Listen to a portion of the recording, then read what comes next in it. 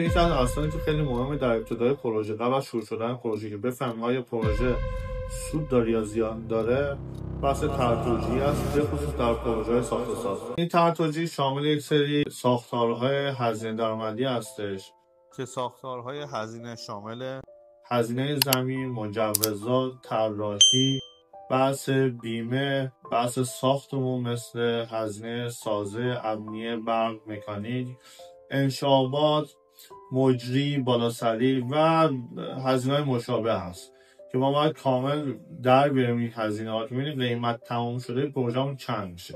ساختار درآمدها هم شامل کل درآمدهایی که پیش بینی کردیم از پروژه، مثل فروش واحدهای مسکونی، واحدهای تجاری، رفاهی، فروش پارکی انباری و حالا هر درآمد دیگه که پیش بینی شده. وقتی هزینه‌ها و درآمدها رو بذاریم کنار هم و مقایسه کنیم، مشخص آیا پروژه سودآور هست یا نه.